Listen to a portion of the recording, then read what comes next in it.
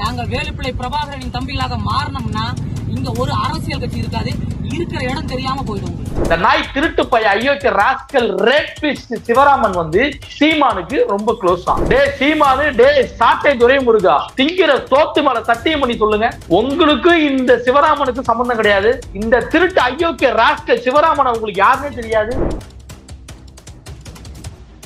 நடந்து முடிந்த பாராளுமன்ற தேர்தல்ல கிருஷ்ணகிரி தொகுதி வேட்பாளரான வித்யா வீரப்பனை அந்த வேட்புமனு தாக்கல் செய்யறதாக இருக்கட்டும், அவங்க கூடவே இருந்து கூட்டிட்டு போறது வரது டிராவல் பண்றதெல்லாம் யாருன்னா இந்த அயோக்கிய சிவராமன். நமக்கு ஒரு சந்தேகம் வருது, வித்யா வீரப்பனுக்கே இவன் கிட்ட இருந்து எப்படா பாதுகாப்பு இருந்திருப்ப, இவனுக்கும் அந்த கட்சியினுடைய தலைமைக்கும் எவ்வளவு நெருங்கிய தொடர்புகள் இருக்கணும். இப்படி இருந்தும் இப்படிப்பட்ட ஒரு ஆளை எனக்கு தெரியாதுன்னு சாட்டை துரைமுருகன் சொல்றான்னா அவனெல்லாம் ஓட விட்டு அடிக்கணும். போலீஸ்ல இருந்து கவர்மெண்ட் ஆபீசர் வரைக்கும் அண்ணா சீமாட்ட பேசுமா, நாங்களே யாரு தெரியுமா, நாங்களா பிரபாகரனின் பிள்ளைகள், வாய உடைக்கணும். இவன் வந்து பொறுப்புல இருக்கிறது மாவட்ட இளைஞர் பாசறையில இருக்கான். இந்த இதுக்கு மாநில இளைஞர் பாசறை ஒருத்தர் இருக்கா, இடும்பாவன கார்த்தின்னு பெரிய புட்டிகி மாதிரி பேசுவான். அவனுக்கு தன்னுடைய இளைஞர் பாசறையில இருக்கக்கூடியவனை பத்தி தெரியாதா? இப்ப இதுல இடும்பாவன கார்த்தியே எதுவும் பேச முடியாது, ஏன்னா அவனே ஒரு பொண்ணு காளியம்மாள் அவங்க வந்து சீமான் சம்பந்தப்பட்ட ஆடியோக்கள் வெளில வந்தது. அதுல அவங்கள பத்தி பேசின ஆடியோ வந்தது. அதுல இருந்து ரொம்ப அதிர்ச்சியா இருக்கிறாங்க, வேற கட்சிக்கு போலான்ற ஒரு எண்ணத்துல இருக்கிறாங்க.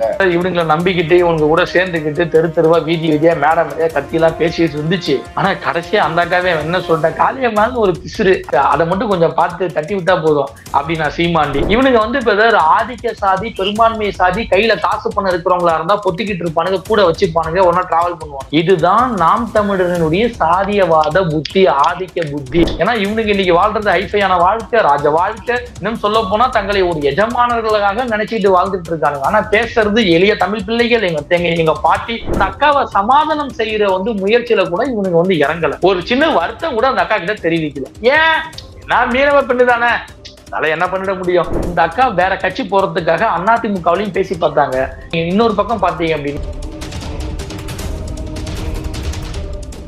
ரூட்ஸ் நேயர்களுக்கு வணக்கம். இன்று நம்மோடு பேசுவதற்கு சமூக செயல்பாட்டாளர் திரு சத்யபிரபு செல்வராஜ் அவர்கள் இணைந்துள்ளார். வாருங்கள் அவரோடு பேசுவோம். வணக்கம். வணக்கம். கிருஷ்ணகிரி மாவட்டத்தை சேர்ந்த நாம் தமிழர் கட்சியோட நிர்வாகியான சிவராமன் என்பவர் வந்து போஸ்கோ ஆக்ட்ல வந்து கைது செய்யப்படுறார். இன்று காலை வந்து அவர் வந்து ஏற்கனவே எலி மருந்து குடிச்சதுனால அதோட பாதிப்புனால மரணம் ஆயிட்டார் அப்படின்ற தகவல் வந்து வெளில வந்திருக்கு. அவரோட தந்தை வந்து நேற்று இரவு வந்து விபத்துக்குள்ளாகி மரணம் ஆயிருக்கிறார்ன்ற தகவல் வந்திருக்கு. இந்த ரெண்டு விஷயங்களை ஒட்டி பாஜகவோட மாநில தலைவர் திரு அண்ணாமலை அவர்கள் வந்து இந்த மரணங்கள்ல ஒரு சந்தேகம் இருக்குது, தொடர்ச்சியா அவங்க அப்பாவும் அந்த நபரும், குற்றம் சாட்டப்பட்ட நபரும் வந்து மரணம் அடைந்திருக்கிறது வந்து சந்தேகத்துக்கு ஏற்படுது. இதுல வேற யாருன்னா சம்மந்தப்பட்டிருக்கிறாங்களா, அவங்கள காப்பாத்துறதுக்காக இதெல்லாம் நடக்குதா அப்படின்ற ஒரு சந்தேகம் எழுந்து இதை வந்து தீவிரமா விசாரணைன்னு சொல்றாரு. இந்த கருத்தை நீங்க எப்படி பாருங்க?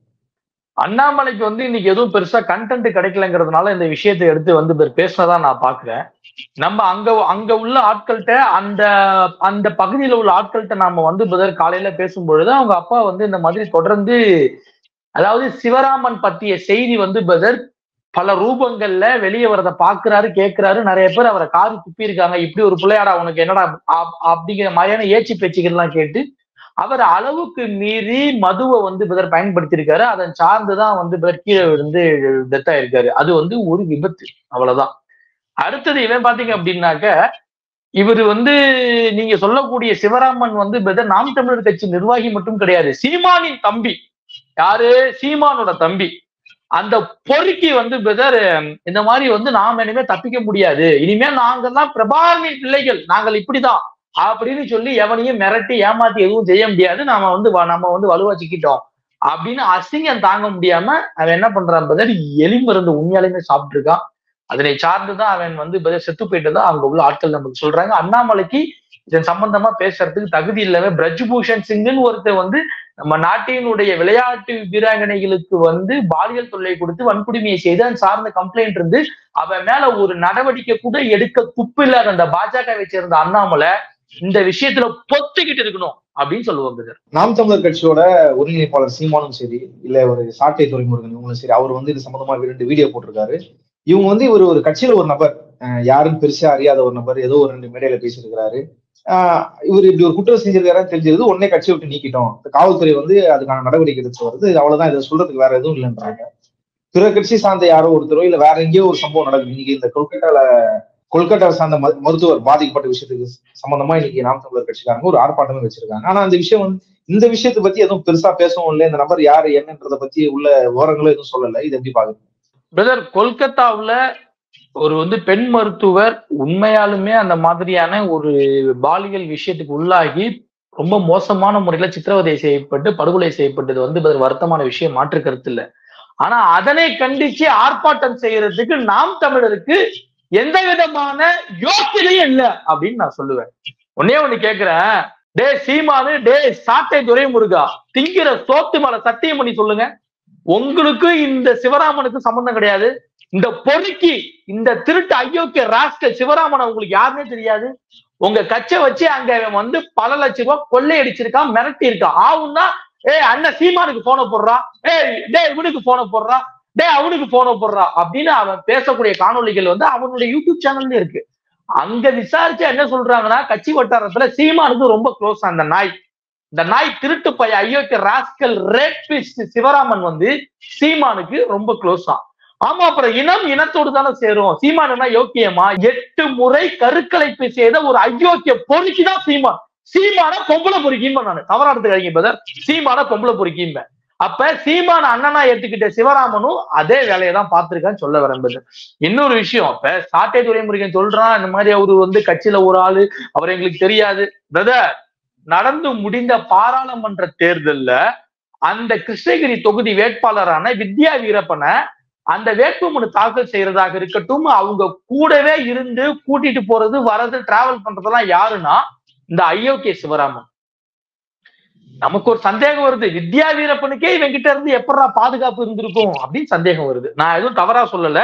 வித்யா வீரப்பனுக்கே இந்த காம கொடூரன் நாம் தமிழர் கட்சியை சேர்ந்த காம கொடூரன் சிவராமன் கிட்ட இருந்து எப்படா பாதுகாப்பு வரும், இந்த அம்மா எப்படா பாதுகாப்பா இருந்திருப்பாங்க அப்படிங்கிற ஒரு கேள்வி நமக்குள்ள எழுது. ஒண்ணு.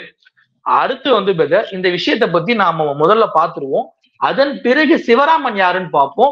அதன் பிறகு சிவராமனுக்கும் நாம் தமிழர் கட்சிக்கும் என்ன இருக்குன்னு பார்ப்போம். அதன் பிறகு நாம் தமிழர் கட்சியை சேர்ந்த எந்த அயோக்கிய பொறுக்கிகளும் இந்த விஷயத்தை பத்தி பேச தகுதி இல்லை அப்படின்னு சொல்ல வரேன். என்னன்னா பிரதர், இந்த சிவராமனுக்கும் என்சிசிக்கும் சம்பந்தமே கிடையாது. ஆனா இவன் பிரதர் என்சிசில நான் ஒரு ட்ரெயினர் அப்படின்னு சொல்லி ஒரு போலியான சர்டிபிகேட்டை பயன்படுத்தி நிறைய பிரைவேட் ஸ்கூல்ல இப்படிப்பட்ட என்சிசி கேம்புகளை நடத்தியிருக்கான். ஒண்ணு. அடுத்தது பாத்தீங்க அப்படின்னா, இவன் அந்த கேம்புகள்ல பல பெண்களை பாலியல் ரீதியா பயன்படுத்தியிருக்கான். 2. அடுத்தது பாத்தீங்கன்னா, இந்த சிவராமன் அந்த பகுதியில இருக்கக்கூடிய பெரிய பெரிய ஆட்கள்கிட்ட பிசினஸ் மேன்ட்டெல்லாம் மிரட்டுறது, பணம் வாங்குறது, வசூல் பண்றத வேலையா வச்சிருக்கான்.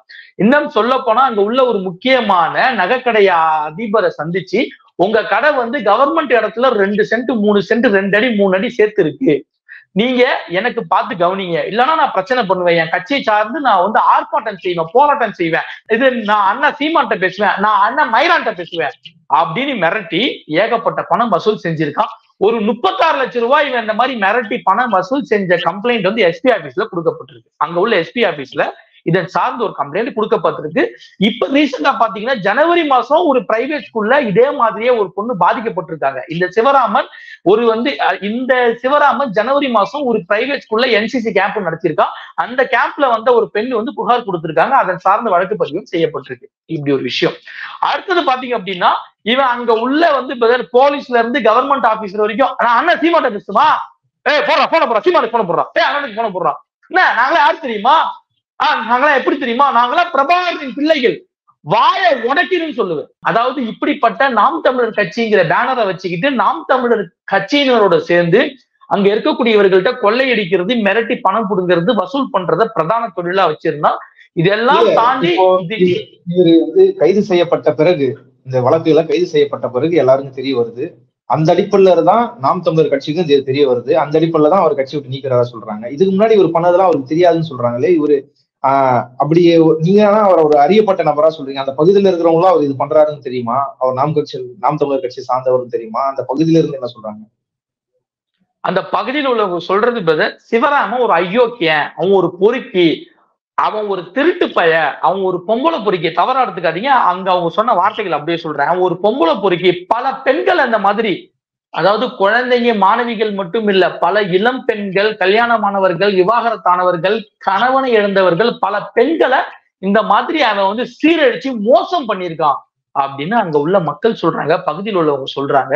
இதெல்லாம் தாண்டி இவன் அந்த கட்சிக்கு வந்து பெருமளவுல பணம் வசூல் பண்ணி கொடுத்திருக்கான். அப்ப சீமானுக்கு தெரியாதா? அப்ப சாட்டை துரைமுருகனுக்கு தெரியாதா? ஒருத்தர் இந்த அளவுக்கு பணம் வசூல் பண்ணி நமக்கு தரான், ஒருத்தர் நம்மளுடைய கட்சியை சார்ந்தாங்க, ஒருத்தர் ரொம்ப ஸ்ட்ராங்கா இருக்கான், இன்ஸ்பெக்டர், டிஎஸ்பி, எஸ்பி வரைக்கும் பேசுறான், மிரட்டுறான், அவன் ஒரு கூட்டத்தை வச்சிருக்கான் அப்படின்னா அவனுடைய பின்னணி தெரியாம எப்படி இருக்கும்?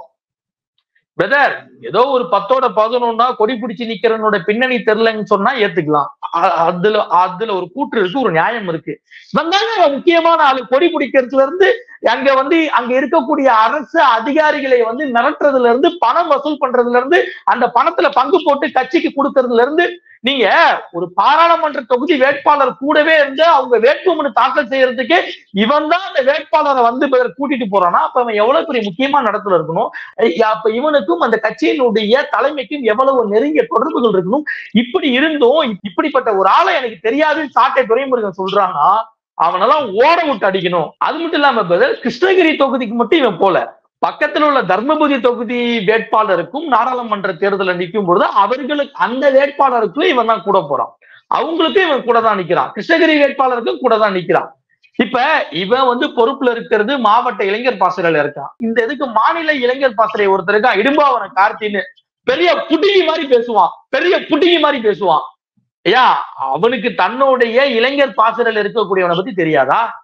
ஏன் அவன் பார்த்தது இல்லையா, பேசினது இல்லையா, அவனுடைய பின்னணி தெரியாதா? ஒண்ணு.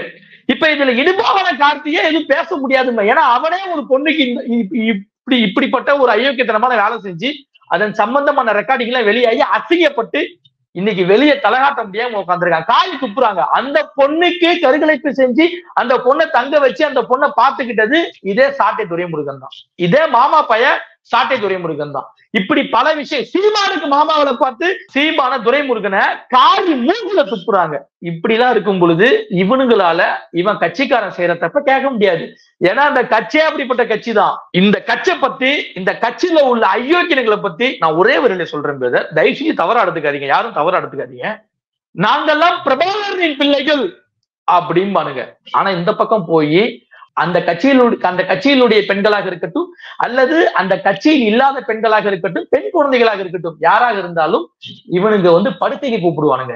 இந்த பக்கம் பிரபாகரனோட பிள்ளைகள், இந்த பக்கம் பெண்களை படுக்கைக்கு கூப்பிடுவானுங்க.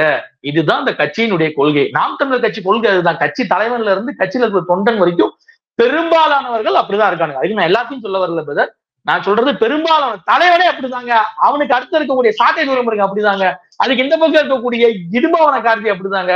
அந்த கட்சியில இருக்கக்கூடிய பெரும்பாலானுடைய கொள்கை என்னன்னா ரேப்பு ரேப்பு ரேப்பு, படுக்கைக்கு கூப்பிடுறது.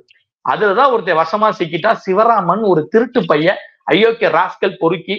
இதுல இன்னொரு விஷயம் என்னன்னா பிரதர், அவன் ஒரு போலி என்சிசியை வச்சு இந்த மாதிரி பண்ணிக்கிட்டு இருக்கும் பொழுது அந்த வந்து குற்றம் நடந்த இடமான கிங்ஸ்லி கார்டன் மெட்ரிகுலேஷன் ஸ்கூல், அந்த ஸ்கூலுக்கு எப்படி தெரியாம போச்சு, இவனை பத்தின பின்னணி எப்படி தெரியாம போச்சுன்னு எனக்கு தெரியல. அந்த வந்து ஸ்கூலை பேன் பண்ணணும்னு சொல்லுவேன். அது மட்டும் இல்லாம அன்னைக்கு தங்க வேண்டிய டீச்சரான ஜெனிஃபரும் இன்னொரு டீச்சரும் ஏன் தங்கல, இவனுக்கு சிசிடிவி ஃபுட்டேஜ் வந்து ஆஃப் பண்ணி, இவனுக்கு வந்து சிசிடிவி கேமரா ஆஃப் பண்ணிட்டு தான் அந்த ஒரு சின்ன குழந்தை அந்த மாதிரி பண்ணிருக்கானுங்க. அதுக்கு ஒரு வந்து அந்த வந்து குழந்தை யார்கிட்ட சொல்றதுன்னு தெரியாம அங்க இருக்கக்கூடிய வந்து டீச்சர்கிட்ட போய் சொன்னதுக்கு நீ பப்பாளி சாப்பிடுமா அன்னாசி சாப்பிடுமான்னு சொல்லியிருக்கா. அவளெல்லாம் வந்து சும்மா விடக்கூடாதுன்னு சொல்றேன். என்னடா அவன் பேசுறேன்னு நினைக்காதீங்க, அதெல்லாம் வந்து மனுஷியே கிடையாதுன்னு சொல்ல வரேன் நானு. அடுத்தது பாத்தீங்க அப்படின்னா இன்னும் அவன் வந்து பல பிரைவேட் ஸ்கூல்ஸ்ல இந்த மாதிரி என்சிசி கேம்ப் நடத்தியிருக்கான். இது வரைக்கும் பல மாணவிகள் கம்ப்ளைண்ட் கொடுத்திருக்காங்க. இதற்குன்னு ஒரு தனி விசாரணை ஆணையம் வந்து சிஎம் அமைச்சது நல்லதுதான், ஆனா அது முறையா போகணும் அப்படின்னு சொல்ல வரேன். இன்னும் எத்தனை மாணவிகள் பாதிக்கப்பட்டிருக்காங்க அப்படிங்கிற விஷயத்தை வெளியே கொண்டு வரணும்னு சொல்ல வரேன். அடுத்தது இது போல இன்னும் ஸ்கூல்ஸ்ல பல இடங்கள்ல எங்கெங்கெல்லாம் இந்த மாதிரி வந்து நடந்திருக்கு.